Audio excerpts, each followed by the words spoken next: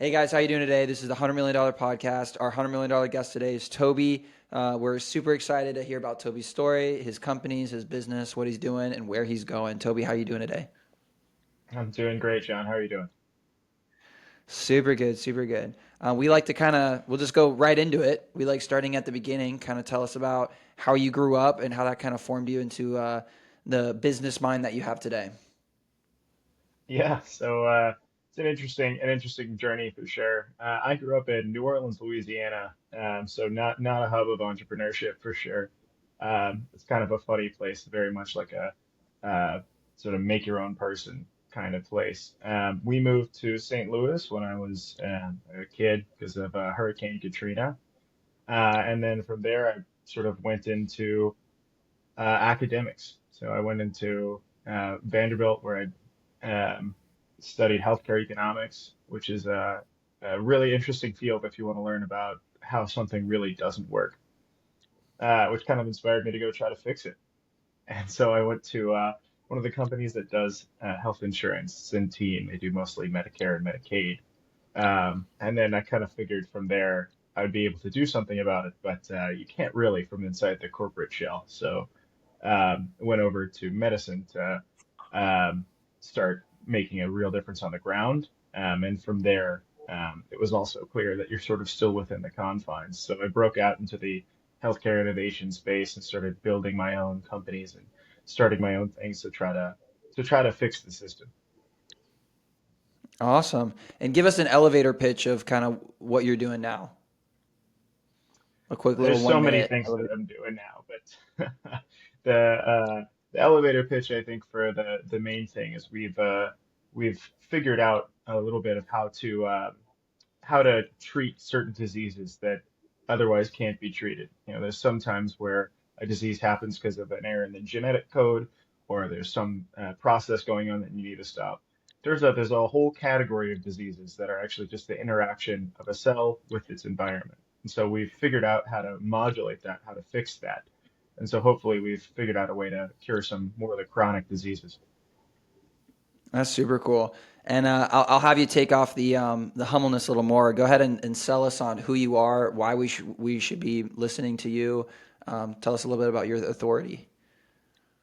Yeah, I think I think maybe my selling point to a lot of the companies I get involved with and maybe to people who might otherwise not listen is just understanding the healthcare system. I think better than anyone else around. My experience comes from on the ground healthcare provision. It comes from a background in healthcare economics, studying the system and how it came to be, and also what it looks like in practice. So I've worked in every corner of the system and understand the incentives and what happens within the system probably better than anyone else. And then, from there, moving into work experience and most of the major industries that surround healthcare innovation. So, if there's a corner of a healthcare business that needs to be worked on, I've probably done it before, and I can at least get you started on how to do it again. That's awesome. That's awesome. So let's kind of talk about maybe I think actually what I want to do with you is let's talk about the business strategy first. Um, well, actually, let's go to schooling first. So you went to school right out of high school. Tell me about that. What were you planning on doing? Yeah, so my education history is a long one. In medicine, you get a lot of degrees. So my in Vanderbilt is where I went directly out of high school, and I think I started a long tradition of um, not really picking between a couple options, but just doing all of the available ones. So I did healthcare economics, chemistry, biology, and corporate strategy as majors. So um, triple major with a minor, and all three of those things. Went to med school, then to business school at Northwestern, and then my residency in orthopedic surgery at Stanford. Awesome, awesome. And when was the first time you started doing so your main source of income was I guess the residency, right? Starting off, or did you Yeah, have like so I another mean job, residency. any full-time job? Yes, there's a lot that you do um, with residency and all the way through healthcare, that doesn't pay you that well. So, while doing residency, definitely, I think roughly half of whatever I made came from that. And then the other half was from working for startups, working for venture funds, starting my own companies. This was something where, for most of the time, um, it was at a 50-50 split. Yeah. Tell me about some of the first companies that you started. So I think one of the first companies, so there's a first company I started and the first company I worked for. The first company I started was a company called Lucy Health, and the idea was, um, if you're looking for imaging procedures, so X-rays, CT scans, MRIs, whatever you want to get done, most people would say that, we don't necessarily care what it looks like. This it's just a thing that I need to get done, like a lab test. People really care about the quality of their doctors, but for these other services around healthcare, the assumption of quality is there. You don't really care too much about what it looks like, but there's a huge price difference in them. Depending on where you go, even within 2 blocks of each other was the worst offender we found out here in the Bay Area. Difference of a price between $125,000. So you could either pay $100 or $25,000 for the exact same thing. So we started a company just focused on showing people that price difference, and we contracted with health insurers to show them, which one they would go to, and we got to keep a piece of the differential between the two. That's awesome. And so, how did that go? Well, as with a lot of things, you can't really. You have great ideas that have even better laws that make them completely useless. So there's a series of laws that got passed within 2 years of founding that company that essentially forced most major health insurers to do exactly what we were doing. And so the interest that we had sort of dropped, and we were forced to shutter the company. A version of that company is actually coming back out of the mothballs here in the next few months. Because it turns out that even though the law shuttered the interest in the short term and we had to sort of put it on pause, in the long term, you can always rely on people trying to scam the system, and we have the same problems back right where we left them. Nice. Okay. So we'll be looking out for that in the future. What about the first startup that you became a part of? First startup that I ever worked for was a company that at the time was named Rhythm Therapeutics. It was a really interesting concept of using a device and gene therapy at the same time to try to um, deliver genes into cells using electrical pulses that would sort of use a little bit of magnetism to drive the DNA molecules into cells, something called electroporation. Um, and then from there, the gene therapy should stop a disease called atrial fibrillation, which is something that most old folks will get at some time in their life. Um, and it was a really interesting experience because it taught us, a lot of the team members working on it were very talented. And it's a sort of an exercise in how even really good teams with a really good idea can still not succeed. And so I think it was almost more valuable to go through that experience as a first run through the ringer for the innovation space than to go through a team that was perfect and had an immediate success because you start to look at, okay, what are the things that stopped us? Because I can't look at an individual team member and say you're not doing what you should be doing. I can't look at the idea and say this isn't a good idea. And yet we weren't moving forward. So I think when I ended up leaving that company, it was a really good start for looking for all of the things that you should be doing, both as a founder yourself and as a team member at a company. And what are the hallmarks of somewhere that you shouldn't be throwing your lot in? Because any early stage company you get involved with is, it's an 80-hour work week job. And so if you're going to do that for a company, how do you identify the ones that are going to hold themselves up? And so that you can work 80 hours a week and you're still spinning your wheels.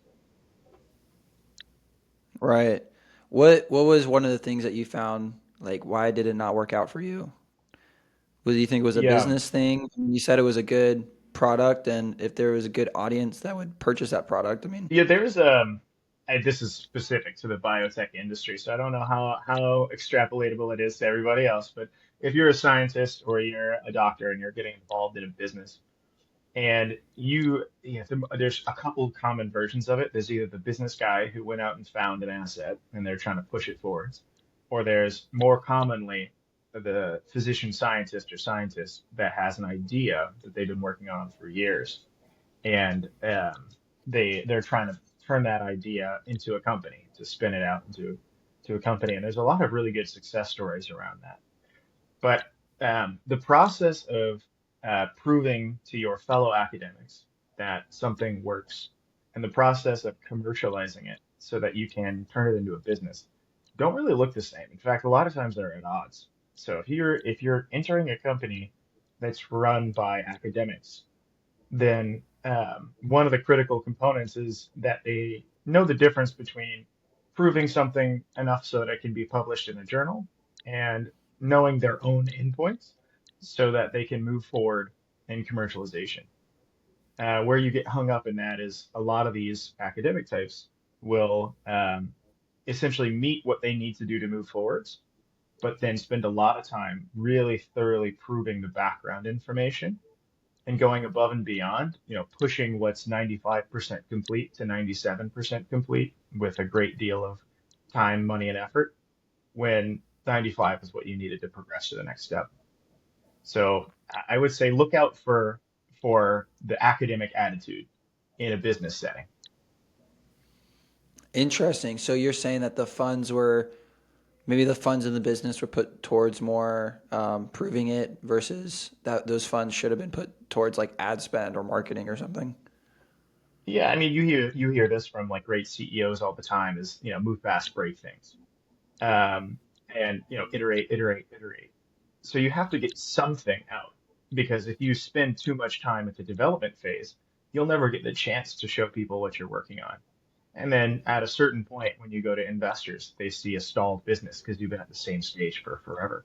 So especially when it's someone's, big idea that they've been working on all their life, there is a tendency to try to perfect it because there's always something else you could do. When the reality is that's a great idea for version 2 of the product. You need to get something out there this year. And so I would say that potentially is extrapolatable to a little bit more than biotech is, founders in general, it's their baby and they want to show the world the best possible version of it. But it's better to show the world a version of it than to work for 20 years at great expense to try to refine it to its best possible state before anyone gets a look at it.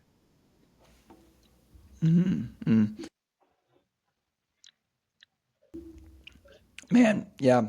No, that is super interesting. I think a lot of people can take a lot of takeaways from that in general. So many people I talk to, I see them 2, 3 years ago, and they're telling me about this idea that they have for this company. And then I see them 2 years later, and they're like, "Yeah, I've been working on it. I'm kind of have a final design down. I got it printed." I'm like, "You haven't even launched it yet? Like, I talked to you 2 years ago. Just like launch the dang thing and see how it goes." Because a lot of times, I mean, they'll launch it and it goes nowhere, and then okay, boom, now I move on to something else. Try something else, and instead of wasting 2 years on one product that you don't really know. Honestly, you don't really know. One thing I know for a fact, you can't market yourself around a bad product, and then there's just a lot of things, but I think that's super interesting. Tell me about some of the success stories that you've had, really high profit companies that you've been a part of.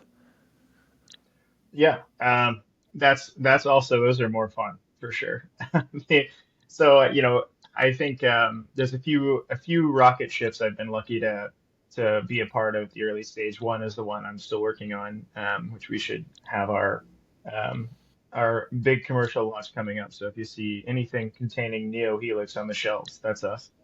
Um, we sort of had a cosmetic application of that disease theory we were talking about earlier, where one of the things that's not really a consequence of anything going wrong, it's just an environmental problem, is skin aging. So it turns out that if you just implant the right signals in the area around your skin cells, they'll start acting as if you're 25 again. And we've been able to do that and that's hitting the market pretty soon.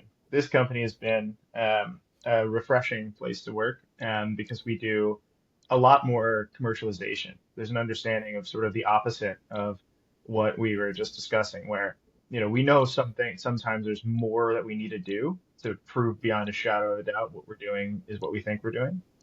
But you get to that 95% confidence interval and you say, okay, well, now we're moving forward and we're gonna do this other stuff, ex post facto after the fact that you get after you commercialize this thing. And to a degree, some of that minutia, it doesn't really matter that much for the commercialization. You do things like we know the effect that we're having is real. We know the safety aspect, the efficacy aspect is real, but we haven't proven beyond a shadow of a doubt that the mechanism isn't having we're not doing something down the road that maybe is something we haven't seen yet. So your proposed mechanism versus your actual mechanism, and that's something that happens in market all the time. Uh, there's a fun story about a medicine that maybe some people might recognize named gabapentin. It's one of the largest medicines to come out in the last 20 years. It's named gabapentin because they thought it worked on the GABA receptor. Turns out, not even close. Doesn't even touch the GABA receptor. So, this sort of thing, you can create enormous commercial successes that end up helping tons of people, and you may not have done that background work. You might be really wrong, but at the end of the day, why does it matter? Mm. That's super interesting. I actually love peptides. I know we were talking a little bit about peptides before, in that they're, receptors basically tell me more about that technology. It's the receptor telling the skin that it's young. So how does that exactly work? I mean, the cells per se get older, right? And what is it? They're getting told that they're older, or they're not getting a certain amount of receptors to tell them to keep up. So that's it's a slower, right? So they're like, oh, we're not getting as many of these signals. So we slowly start to decay, or we slowly start to wrinkle. And then so your goal is, well, let's send them more receptors so they think that they're young again. Yeah, that's a good summary of it. So, what we do is you have for most cells a part of the biology that a lot of people ignore. A lot of people look at there's receptors, you activate a receptor, something happens inside the cell, and then there's an output. And that, it is to a degree that simple, but there's another layer to it, which is that there's a lot of receptors whose job is to sense the environment. So it's not necessarily that a bad signal is being sent to the cell by another cell or by a disease.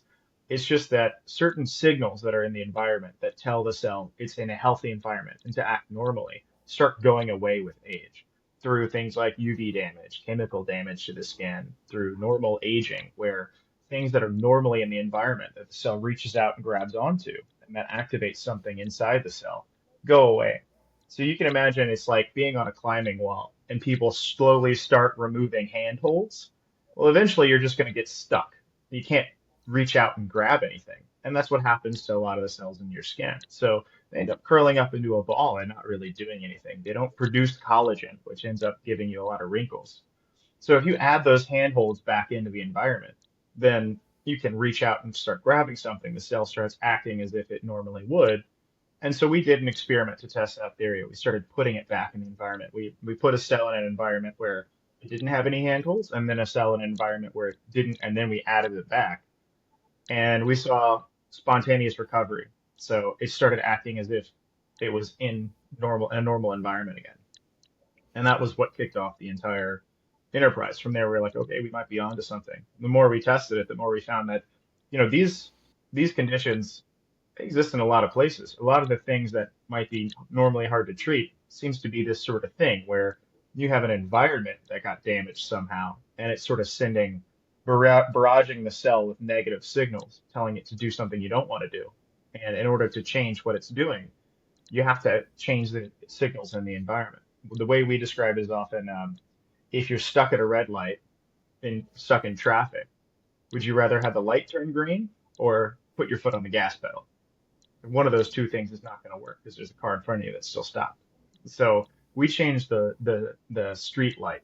We don't step on the gas. Interesting. That way it's more natural. It's not like an artificial thing. It's just telling your body to continue doing what it was doing before instead of artificially introducing it to um, a large amount of something that it wasn't expecting. And then it still then doesn't have Yeah. the footholds to even know what to do with that. Yeah, and you're not having to overcome a stop signal, which is a little bit more dangerous. If the environment is telling a cell to do something and you have to barrage the cell with enough material to tell it to not do what it thinks it should do, then there's a good chance that there's going to be a side effect from that because you're overcoming a natural brake system. So if you just Mm. remove the brakes, then it should act as if it's normal, and that's much healthier. And you actually end up seeing a better response from that because there are certain signals within the cell. For instance, there are certain medicines that are you can use right now to do what we're doing that probably work better. So if you think about collagen production per cell, but what they don't do is tell the cell that it's in a normal, healthy environment. So the cell won't divide. And so what we saw is that per cell, we don't produce as much collagen as some of the things that are out there, but we let the cell think it's in a healthy environment. And so it will divide. And then we have, instead of one cell producing, you know, X number of collagen, we have 20 cells producing X number of collagen. And so the gross number is actually higher. Mm. Okay, that's really cool. That is really cool technology. So, what have you learned from that first startup you kind of talked about by, perfecting your product and then just getting it out to market? How have you done this differently? How are you strategizing this company to be able to, are you getting something to market quick? You said you're coming out with something soon. How does that look? Yeah, I think that first experience was definitely something where you learned that in biotech, you obviously have to take your time because you have to make sure it's safe. You have to make sure it's effective. But there is a version of it where you just start taking too long. And you start seeing those signals where people start saying, hold on, we need to slow down. There's this other thing that we haven't really proven yet. And sometimes it's valid, a lot of times it's not, where you have to say, like, look, we just need to move forwards because this is a long process. We will stall here and then we won't have enough money to move forwards. I think one of the biggest learnings that I had from that process was that picking something that's really difficult raises that bar. So if you're Mm. going in, for the people who are in the industry, the knowing something like a combination gene therapy with a class 3 device will give you a heart attack because that is about the most complicated thing you could try to put through the FDA. And that means that it takes a lot of time, money, and effort. You need a lot of stakeholders to be aligned. And something like cosmetics is the opposite side of that. So when we came in and, when I came into this company, we had the luxury of having um, not a lot of direction that we were stuck with. This, in a legacy iteration, this company did life science tools, um, which is like reagents for labs. And so we had this technology and we kind of had full carte blanche freedom to pick whatever we wanted. And that's sort of where looking at all the incentives and understanding the regulatory industry and the climate around it is helpful. And we said, there's pockets in here where I think we get there much faster. We get all of our proof points much faster. So we picked cosmetics as the first thing to try to do because of that, because we have a technology that's applicable there. We think it works really well for that indication. It's not going to make as much money as, a cure for a type of cancer or even a cure for some sorts of heart disease, which we're perfectly capable of doing, but it gets to market within, a year or two. We learn fast whether or not this works. We get to see how it works in people much faster. We get to take all of that safety and efficacy data to the FDA when we come with our later, more complicated trials. So I think what I learned from that other company, we brought to bear here because we said, we're going to move fast, fail fast, or succeed fast. We're going to get our proof points and then we're going to like ratchet up the complexity intentionally instead of going too complex too early. Mm. So, what's kind of your forecast for this next year for this company? I think in the next year, we're going to see a lot of movement. We've gotten a whole library of cosmetics in development. We're turning our attention now to some of the more interesting diseases. So hopefully we'll have some good news for people suffering from a few autoimmune and fibrotic diseases. and that we found a way to help it out. I'm particularly excited about one of the vascular diseases that we're working on. I think we probably found a way to cure it. Wow. So what does that look like when you find a cure for something? Because obviously you want to make money, you also want to help people out. Everything costs money. How exactly does that work? Are you patenting? Can you gatekeep certain, chemicals and things like that in the health industry? So that way, like, hey, you found out how to do it, you patented the process, or I don't know how that works. Tell me a little bit more about it.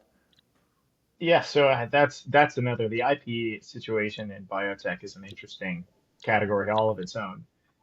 We have a platform company, so we have more or less a new way of thinking about how you would target and treat disease. So if you think about like an antibody, where you have this type of molecule where there's a piece of it that you can change out, and it changes what it binds to. We've essentially created another category of that where, instead of being an antibody that'll float around and find a receptor, and then cause whatever you want to have happen, we've figured out a way to do that by creating something that'll go to an area of disease, bind into the environment, and take with it a signal. So each version of that is its own distinct drug, and can be protected through IP. There is a larger discussion about, protection and whether or not that restricts access to things.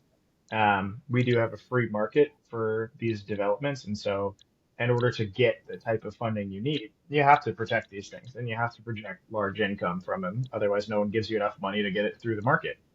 So generally what we do, these things are all patented, of course. We do the early stage developments, and then large pharma comes and sort of takes the baton once we've proven beyond a certain threshold that it works and runs it across the finish line and then profits massively for a few years before it gets out to everybody in the generic form. Wow. Okay. So again, what are you kind of excited for from the next steps on the business standpoint? So I mean, you have all these new products coming out, you have these new things coming out. What else are you excited for in these next couple of years? Like, where are you gonna be? Where's Toby gonna be in 5 years? Yeah, it's an interesting question. We have so much changing these days. I don't ever really know. I'll tell you in 5 years, I'm hopeful that some of these things that we're working on will be household names. We're growing like a weed, and we're starting to see brand recognition among our peers. We're starting to see that as our products get out, like the 1,000-pound gorillas in the room are starting to take notice. And I think in 5 years, we'll be well known in the industry. We are in the supply chain a step back from the consumer facing, so we may not be known by everybody, but the big brand should know who we are.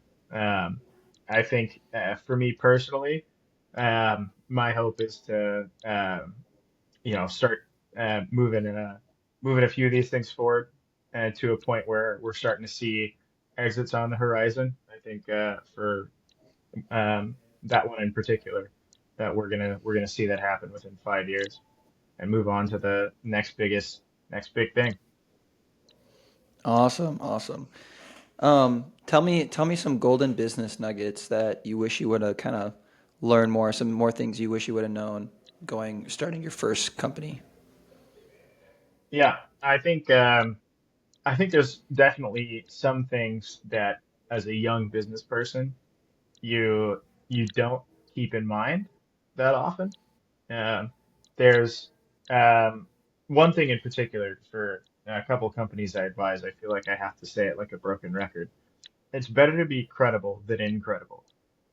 If you are tackling a big issue, then that no one has solved yet, but you also are tackling 12 other issues, someone's going to look at you and say like, how are you, do you have the like knowledge to do this? Do you have the bandwidth to do this? Are you sure you can?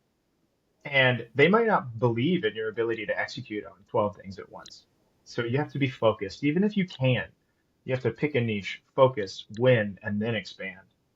And so you have to make sure that whatever you say you're going to do, and you have the team, you have the focus to execute on it. Because that's the difference. One of the things I know we talked about earlier, the difference between and if you, I will say, if you sit on the venture side, as sometimes I do, like the difference that everyone talks about between success and failure is not on the idea or the background. It's all about execution.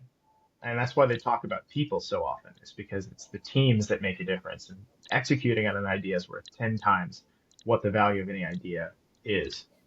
So, you know, focus, really win in one space, and make sure that your claims look realistic.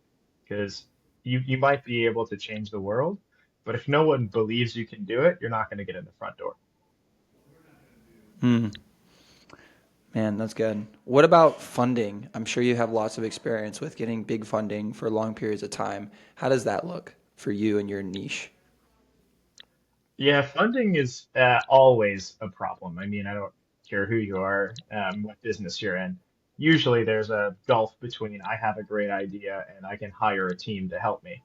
Um, I think oftentimes people get hung up on the idea of if only I had the money. In today's day and age, with a lot of the tools that we have, a lot of people are developing technology-based products. You can probably build an MVP by yourself. Don't wait for like a development house and the money to fund one. Don't wait for the perfect technical co-founder.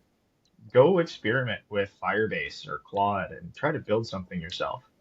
And then, go start the commercialization process. There are things you can do to get funding before you have the proof points you need to raise your, $50 million Series A. You can go through and start getting letters of interest from potential clients. You can do customer research. There are proof points that you can get. That way, when you go to an angel group or an angel investor or even early stage VC funds, you don't have to say, I have a great idea. You can say, here's my MVP, here's 10 LOIs. If only I had the money to create an enterprise version of this prototype, then I can guarantee you X amount of revenue per month. And that's a much more compelling story. So I would say the biggest thing for the fundraising part, where most people fall down, is do first, fund later. And then from there, um, the second thing for anyone looking at funding is no matter how much work you've done, you have to put yourself on the other side of the chair. So, sitting across the table from a VC, you're pitching your life's work, something you worked really hard on. It can seem unfair that they're not interested in it. But you have to realize that this is company number 1,000 that they've looked at this week. And it's not necessarily about whether or not your company is good or worthy of funding. It's about out of the companies that they've seen this week, how do you stack up based on what you're asking for, based on your valuation? So a lot of people sort of say, oh, we're not getting interest, and it's just like they don't see the vision. It's like maybe the story you're telling isn't the way it should be told. You're not communicating how big this problem is. Or maybe it's that people buy it, but they're saying, I just don't know if this market is large enough. What are some of the interesting adjacencies that make your company worth more without necessarily making um, your first indication or your first um, protocol in your market worth that much? Then you sort of extrapolate that beyond. Maybe your company is just not worth that much, or maybe the market is just so saturated with early stage companies that you have to entice people in with a lower valuation.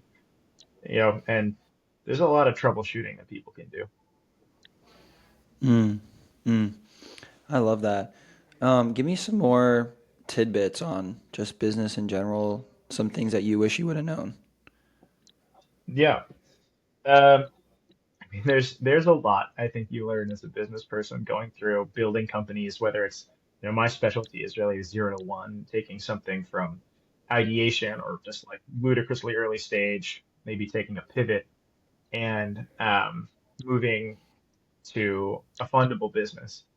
I think running an early stage company and running a big company are two different skill sets, and so there's no shame necessarily if your skill set doesn't fit one of them. If your own company goes to Series B and you start looking at yourself and saying, I don't know if I'm the best person for the job, that's okay. Um, I would say that my 2 cents from the earliest stages of business formation is that your business plan.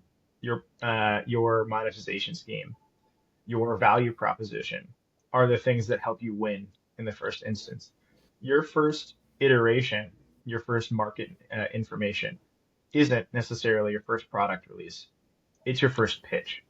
So if you have an idea and you haven't really thought it through, as a lot of times in healthcare, because of how badly the incentives are aligned and who pays for what can be all over the place, you'll see a lot of people who say, well, I have something that I believe is valuable, but they're asking the wrong person to pay for it. And so, I'll encounter these companies. I just talked to one yesterday who's thinking about charging an insurance company for something that gives value to doctors.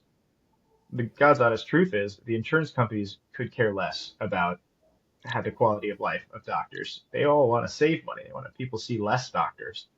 So if you're asking the wrong person for money, that they're not going to give it to you. And so I'd tell you that the a tidbit that would help a lot of people in the early company formation stage is, you know, marketing comes after product market fit. If you have a good product market fit, your first 3 or 4 customers should be beating down your door. You should talk to somebody, a stakeholder, and they should say, where has this been my whole life? And then you use your marketing to scale beyond that. But if you're pitching and it's falling flat, it's you should take a look at both your value proposition and the incentive alignment. Are you getting value and enough value for the price that you're asking to the person that you're talking to? And if not, it's never going to work, no matter how much marketing you throw at it. Mm. Can you walk us through either as like an example that you already know, or maybe just make up an example of from idea, or maybe coming up with an idea to actual market? Just kind of like walk us through that because you said like you're really experienced. That's what you do, coming from idea to product and to market. Tell us about like how would you advise somebody to do that, pretty much. Yeah, I think that's a good place to start. So I think um, you can sort of start with a company development or developing a business plan, sort of like you'd start developing a pitch deck. You have to start with a clear problem statement, which is what a lot of people end up missing. So if you have a cool technology, but you haven't thought about how it's going to be used, that's not yet a business. Um, so for instance, I talked to, I was helping with a company that was focused on using computer vision and AI for helping disabled people speak. But the problem is that technology actually already exists. So, that technology in and of itself is not different. So what's the problem? And by going through that exercise, we sort of went through, okay, well, the problem is that current technology has you use your eyes to spell a word or select enough words to make a sentence. It takes 25 years to do that. And if you're asking for something like a glass of water and it just speaks it out into the room, you're not going to be able to get a glass of water. So you kind of drill down into goal-directed communication is a problem. So if I can't speak because of a neurodegenerative disease or a stroke, then how am I going to tell anyone that I'm hungry or thirsty or that I need to go to the bathroom? Even with the current best technology, it requires a huge amount of effort. So the problem then is, um, you know, people in this situation cannot communicate. Well, what's the opportunity then? You have to move from problem to opportunity. So your problem is that. What's the opportunity? Does that cause anyone a problem? Is there a pain point? Well, if you can't communicate when you need to eat or drink or go to the bathroom, you can anticipate that that's going to cause an issue. Like, it doesn't really matter what it is, but if you look into the data, rates of neglect are high, and that results in hospitalization. So the opportunity is to fix rehospitalization by stopping neglect from happening. So now you have a problem and opportunity, and then you already had a solution in this instance. But if you didn't, what you would go through in that exercise is look at an industry, describe to yourself a problem that exists there. And if you can articulate a problem and an opportunity, then you can probably back out a solution. So if I told you, my problem with all headphones is that they're big and clunky and not waterproof, and therefore I can't go swimming, and there's 1,000 swimmers per square mile in my area, then I might be able to articulate to you that the solution is waterproof headphones. And you would immediately be able to see, okay, well, I see where that goes. For a lot of young entrepreneurs, I think that one of the issues that you have is you either came up with the solution before articulating the problem, or articulated the problem solution but didn't think about the opportunity.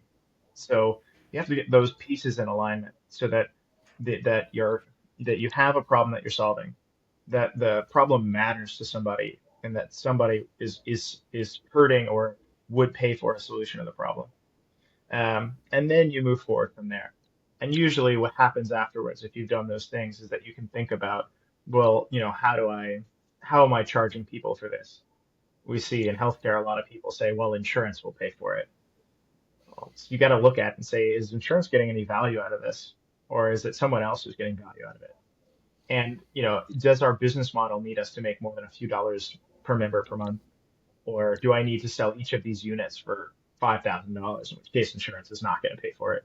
So you kind of have to go through the exercise of doing all that, finding your customer, creating a business plan that allows you to extract value out of the system, which you think will help like fund everything, make you enough money, and also align with what people are willing to pay for it.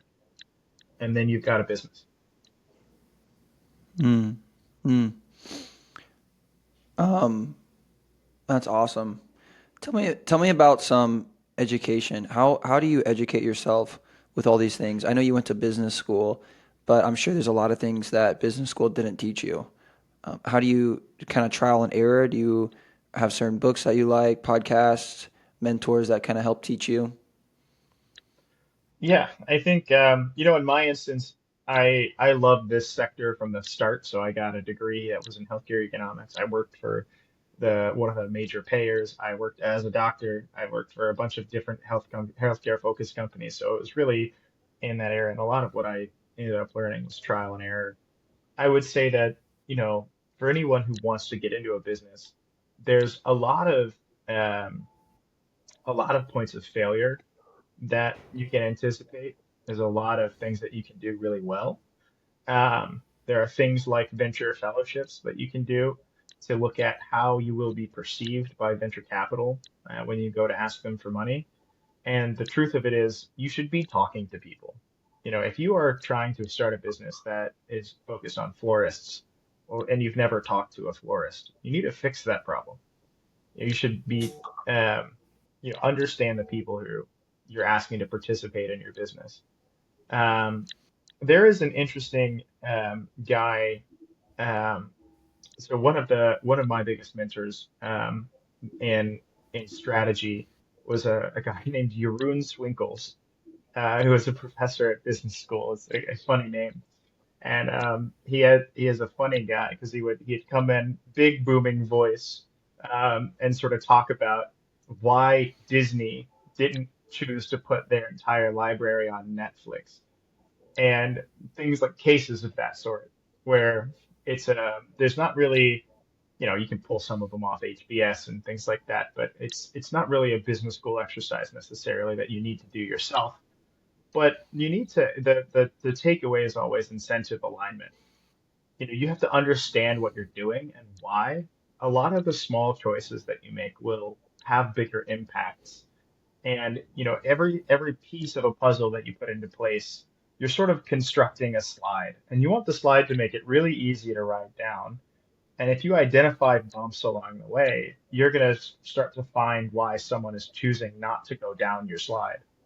And so I would say that, you know, getting out in the world, getting experience, listening to your mentors, and really paying a lot of attention to incentives in your where they're aligned, where people are being pushed, will will sort of be the education you need.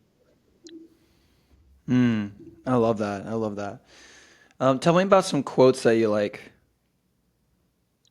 Yeah, I think I sort of let one slip already, but one of my other mentors in business school, named Pete McNerney, who I still ask for advice to this day, one of the old hats in the VC industry, would say better to be credible than incredible. There's there's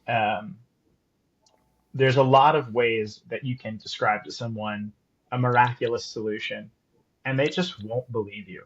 So even if you could cure cancer today, you would have to go to somebody and say, I can cure this type of cancer sometimes. And then, you could go prove that you could cure every type of cancer. But if you bite off more than you can chew, even if you can do it, people are going to look at you sideways. So it's better to tell someone that you're solving a problem that they believe you can solve than it is to sort of come out the gate swinging and tell people that you can do any and everything they ever wanted. Um, and then, there's another one, um, which I don't know if it's a quote or it's a pamphlet that someone handed me when I started surgery residency, which I think has come in more useful than it should.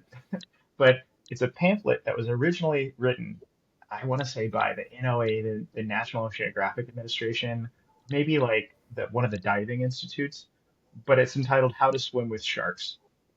And it gives you a bunch of advice on how to um, maneuver in situations in which you're in a group of, I mean, sharks, but also high performers. Things like if there's blood in the water, run away. So it's there's certain aspects to being a high performer and engaging with other high performers where you learn hard lessons. And some of the time, um, you can succeed, but also be wary. Hmm. What? Tell me more about that, because I mean, obviously, in my space, very proud to be working with a lot of high performing people, and it definitely is different. Tell me more about some strategies on that. Let me pull up this thing because I never remember the full list. But I'll just read them off to you and see if they strike a chord.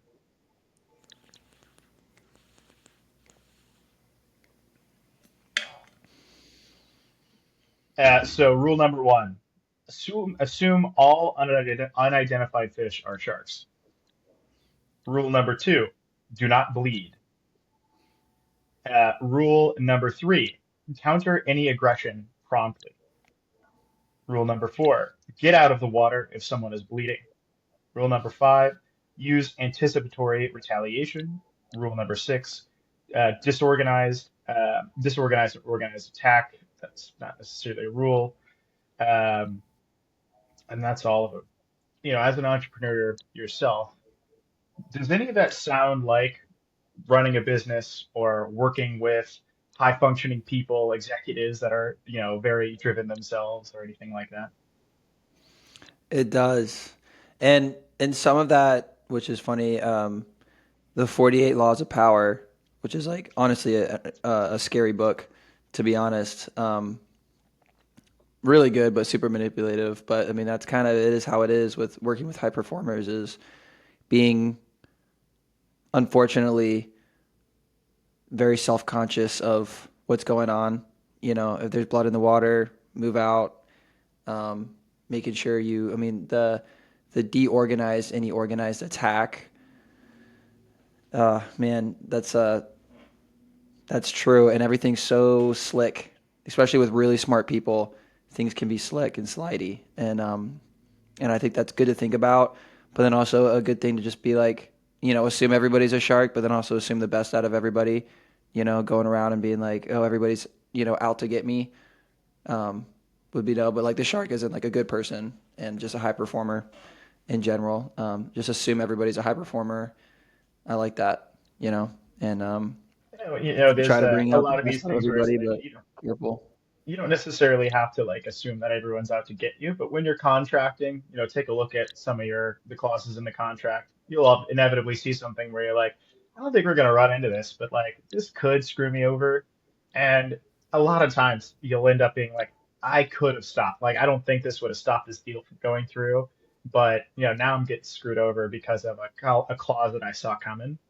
And it's not necessarily to say that, people are not necessarily good, but always have to assume, if just act as if something will happen later and just protect yourself, and then you'll never have to guess. Hmm. Hmm. I love that. Um, Tell me about some bad advice that you hear a lot, and then what would be the alternative to that? Yeah, I think that's a very good question. So, I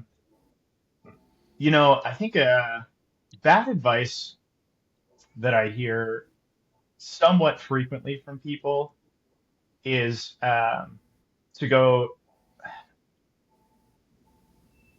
well, let me give that as a quick thought because there's a few things that come to mind, but I think probably the most frequent one is that to go seek investment too early because a lot of times people will sort of go try anything, and there's a lot of bad actors out there.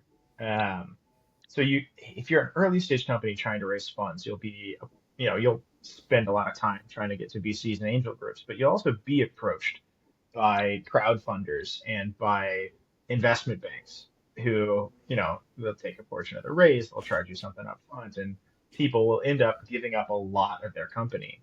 And it'll reduce your ability to raise in the future, and it'll reduce the amount of control you have over your decisions. Um, I don't think in every instance that a fundraise is the best next step. There's a lot of times where, you could go faster maybe, but are you willing to give up 20% of your own company and a lot of control to do that? Because, there's a lot of times where in order to get money into the company, you have to agree to stuff where someone else gets some rights that you're going to have to deal with later, whether it be most favored nation clauses or pro rata or liquidation preference. These are things that aren't onerous because you have to deal with them when you're talking to investment firms. But it's swimming with sharks. These are driven people, and their goal isn't necessarily for you to succeed, but for them to make their money off of your success. And each time you go out and do that, you're agreeing to essentially bring everyone else in, but a lot of times also raise your old investors to the same level of rights as your new investors. Um, and so you can erode your returns without realizing it. So I would say that probably one thing that I see, I don't think it's the wrong answer in every case by a long shot, but I do think I see people fundraising, and you kind of look at the company and you say, yeah, I don't think you should be fundraising right now. I think you actually should just be reinvesting profits into the business and growing maybe a little slower, but I think you'll have more success with that than a large cash infusion.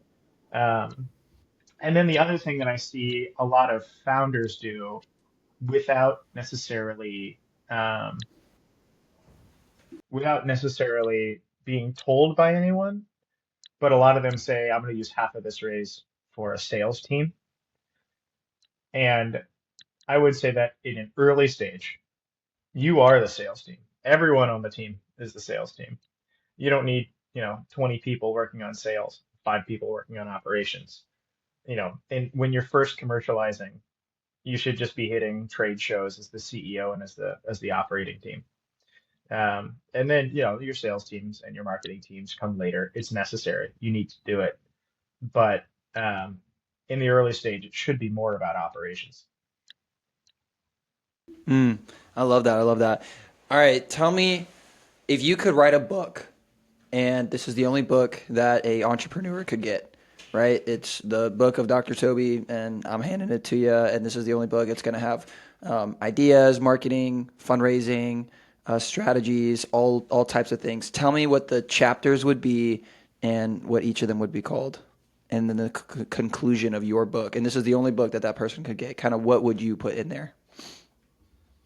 Yeah, I think that's a fun one. I think I would sort of go through each of the processes of starting a business, from ideation to incentive alignment to like early stage operations, and then pitch materials, how to fund a business, and then how to grow a business. Once you get to 100 million in ARR, I'm probably less useful. But I think the story of the book would really tell about incentive alignment. This is where I mean, in healthcare, I think this is more of a problem than anywhere else because you have, you know, the assumptions of a functioning free market don't apply. So if you've ever, done any work in general free market economics, you know that there's a couple of things that you need in order to assume a market works. One of them is rational agency. So people are able to make decisions that are in their own best interest, which in healthcare is not the case. Patients, they don't really know anything about disease, so decisions are being made for them. You have a price responsive um, equilibrium point or Pareto optimal point where um, that doesn't happen in healthcare. You have a problem of a vertical demand curve. If you're a diabetic and you need insulin tomorrow to live, what is it worth to you in a free market? It's worth whatever you have in your bank account, but you have to pay for it more than once, so you can't charge that. And then you just have some incentive disalignment where the person making the purchasing decision is the insurance company, not the patient.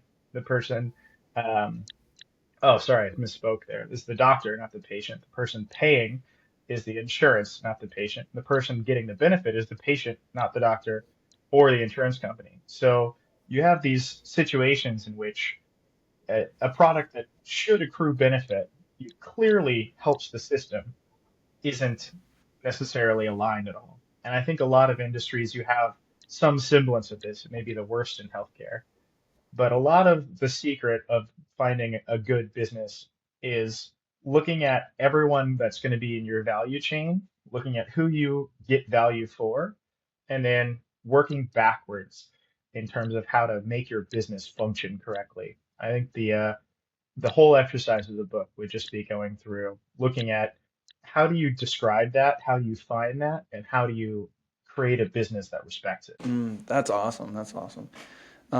Doctor, can I call you Doctor Toby? I don't think we established that. Or do you like Doctor Barack?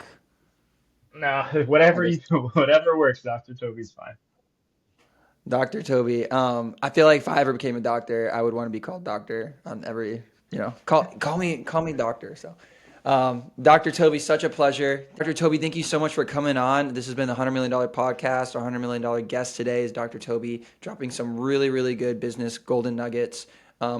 Actually, real quick before we leave, Doctor Toby, give us any kind of plugs. How can we hear more about you? How can we get a hold of some of your products? And of course, all the links are going to be in the description as well. But Dr. Toby, how can we hear more about you? Yeah, I'm findable on LinkedIn, of course. Our products are going to be hitting the shelves. If you see anything that says Neo Helix on it, that's us. Give it a shot. We're changing the world. That's awesome. That's awesome. All right. Thank you again, Dr. Toby. This is a $100 million podcast, guys. Please like the video, subscribe, share this with somebody who you think is going to find value in this content. And I hope you guys have a good one. We'll see you next time. Bye.